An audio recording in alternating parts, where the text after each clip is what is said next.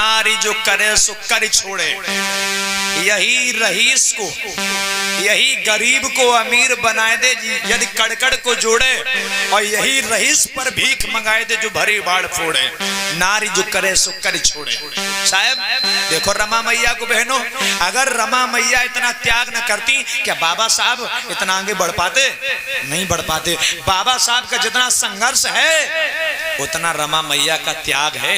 उस रमाई ने अपने 4 औलादों को कुर्बान किया है। 4 बच्चे। जानती हो बहनों, आज तुम्हारी देह पर जो सुंदर 10 हजार 20 हजार की धोती है ना, ये दिन किसकी है? मैया रमा की। बहनों जानते हो, उस रमा माँ ने अपने जीवन को एक साड़ी में व्यतीत कर दिया, और उसी रमा की देन है कि तुम्हारे पास 20 हजार की 20 साड़ियां हैं। आओ तुम्हें हम बताते हैं कि तुम्हें साड़ी पहनने का अधिकार कैसे मिला। जानते हो, एक बार बाबा साहब विदेश से भारत लौटे, उनका सम्मान होना था। इस बात को हमारी बहनें माताएं जरा गौर करके समझिएगा, ये बात तुम्हारे लिए।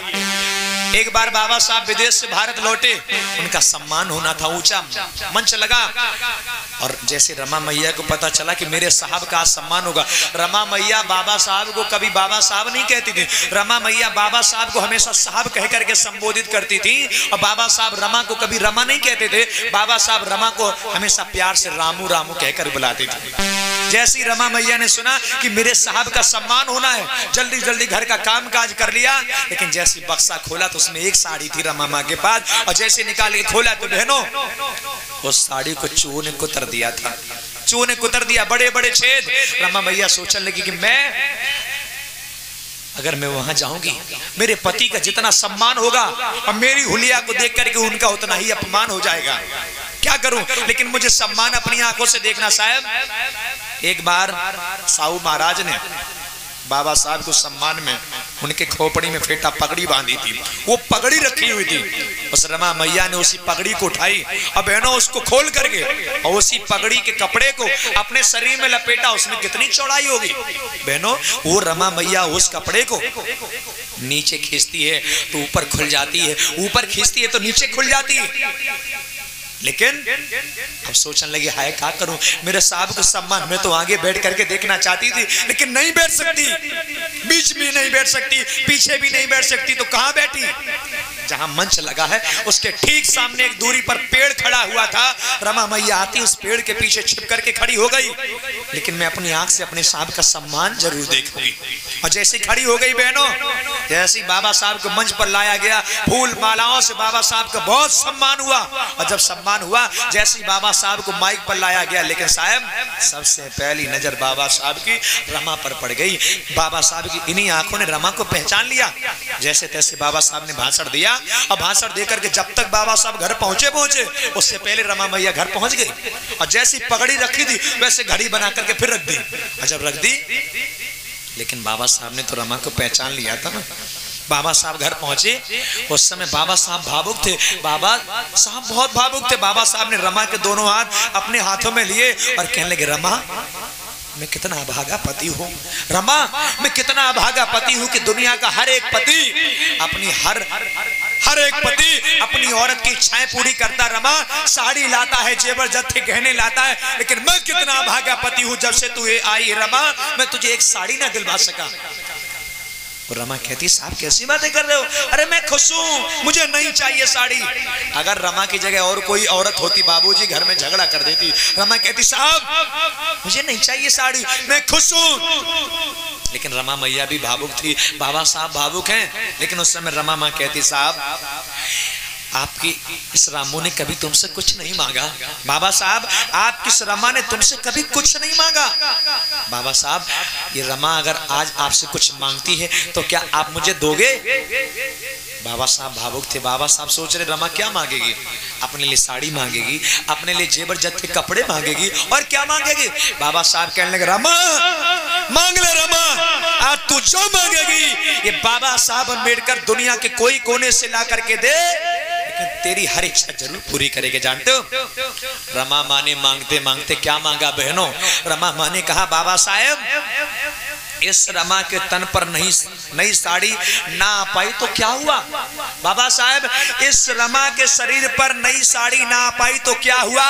बाबा साहब भारत देश की हर एक स्त्री रमा है, मरने से पहले ऐसा काम करके जाना। मुझसे वादा करो बाबा साहब कि मरने से पहले ऐसा काम करके जाओगी कि इस रमा के शरीर पर नई साड़ी ना आ पाई तो क्या हुआ, भारत देश की हर रमा के ऊपर नई साड़ी होनी चाहिए बाबा साहब, नई साड़ी होनी चाहिए बाबा साहब, नई साड़ी होनी चाहिए। बहनों, आज तुम गोदरेज खोलती हो ना, 10-10 हजार की 20 साड़ियां हैं, लाल पीली बैंगनी काली भूरी नीली। तुम सोच नहीं पाती हो कि आज मैं लाल पहनूं कि पीली पहनूं कि नीली पहनूं कि काली पहनूं, लेकिन रमा मैया के पास नो चॉइस, नो ऑप्शन, कोई ऑप्शन ही नहीं था। ओनली फॉर सिंगल पीस, केवल एक साड़ी। और रमा माँ ने केवल एक साड़ी में अपने जीवन को व्यतीत किया। बहनों, अपने शरीर पर जब भी नया कपड़ा रखिएगा तो एक बार हाथ जोड़ करके जरूर कहिएगा, रमा माँ अगर आज मेरे शरीर पर ये नया कपड़ा आया है तो आपके त्याग की बदौलत, वरना रमा मैया मेरे शरीर पर ये साड़ी नहीं आ पाती। ये बातें बारीकी से समझिएगा। हो सकता है कि ये बातें आप लोगों के बहनों इतनी ज्यादा न समझ में आए, क्योंकि बुद्ध की बातें जल्दी लोगों को हजम नहीं होती। लोग झांकी चाहते हैं, बढ़िया रंगा रंग झांकी होनी चाहिए, बढ़िया झमका हुआ डांस होना चाहिए, बढ़िया झमका हुआ जोकरी होनी चाहिए। माफ करिएगा, जितनी अच्छी झांकी दिखाना चाहिए, हो सकता हो तो अच्छा हम रंगा रंग ना दिखा पाए हो। मैंने पहले दिन किया था, मैंने पहले दिन कहा कि मिलन की कथा में रंगा रंग नहीं मिलेगा। अच्छा लगे सुनिए, ना अच्छा लगे घर बैठिए।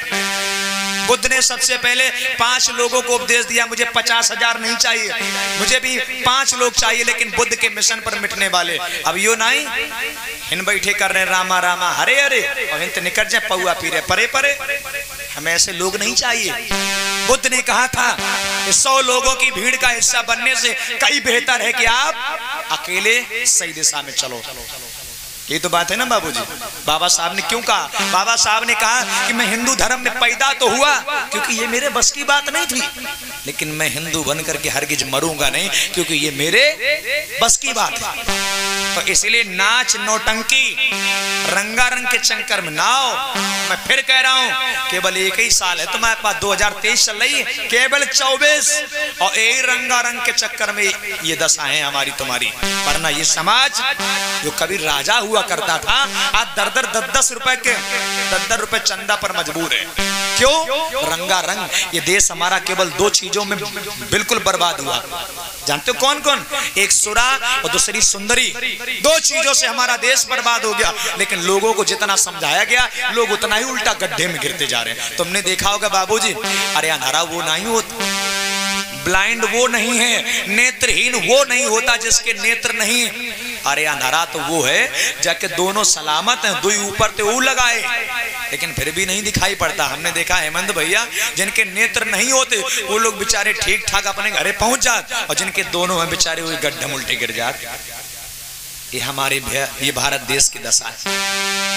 आओ, आप लोग सोच रहे हो भागवत तो बहुत हो गए, आज का रामायण नहीं सुनाई जाइए।